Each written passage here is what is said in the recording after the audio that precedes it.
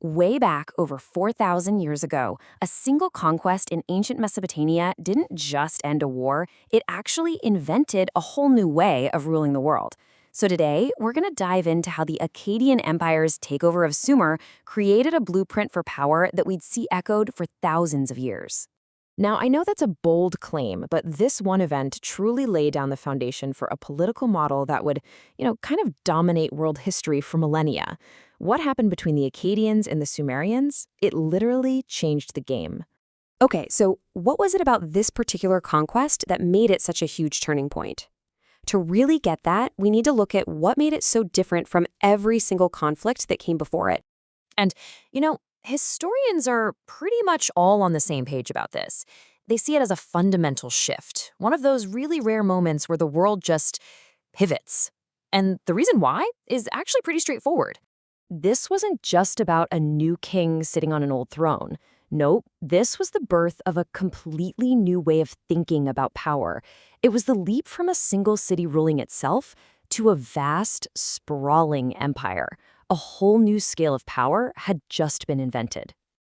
To really grasp how revolutionary this was, we've got to take a step back and understand the world before Akkad. So let's talk about the Sumerians, a civilization of incredible genius, but also one defined by constant, intense rivalry.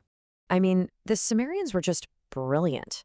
These guys were true pioneers. They built some of the world's very first great cities. They invented cuneiform writing, put up these massive temples.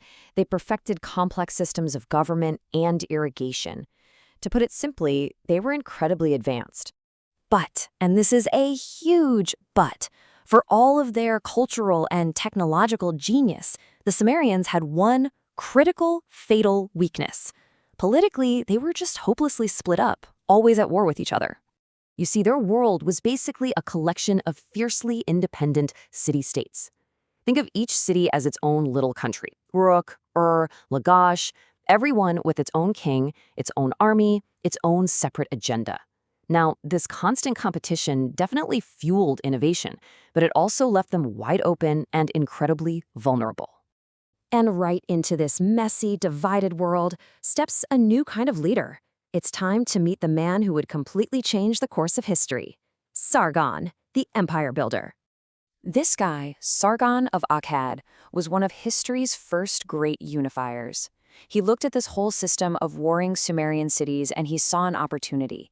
He did something nobody before him had even really tried on this scale. He brought pretty much all of Mesopotamia under a single central authority.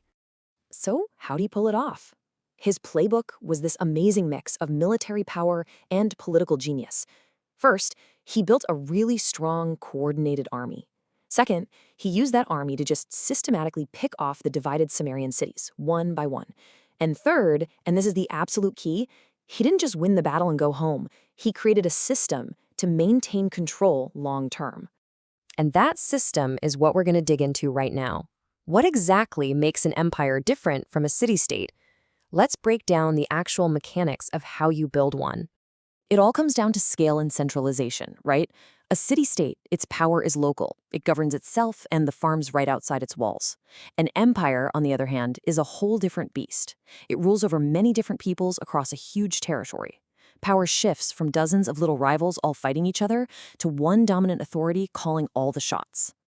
Okay, so how do you actually manage all that? Well, you need a new toolkit for control. The Akkadians put governors loyal to Sargon in charge of the cities they conquered. They demanded tribute, which is basically a tax paid in grain or silver. And they stationed their own troops in strategic spots to make sure everyone stayed in line. It was a system built for total domination. And the result? Just like that, the entire political map of Mesopotamia was completely redrawn. The old model of a bunch of squabbling city-states was gone.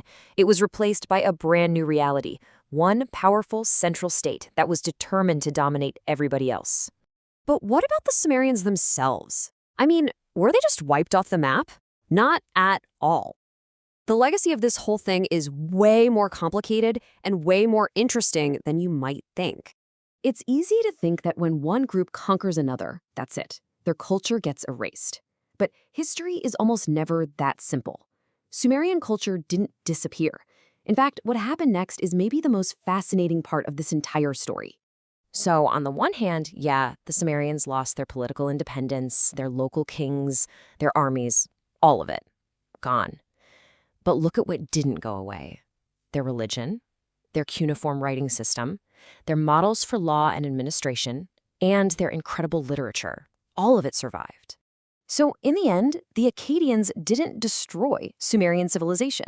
They actually inherited it. They took all these amazing innovations in writing, law, and religion, and they fused them with their own traditions. What you got was this new, blended Mesopotamian culture, where the conquerors were totally changed by the people they conquered. And this ancient story kind of leaves us with a really powerful question for today, doesn't it? The conquest of Sumer wasn't about replacement, it was about transformation.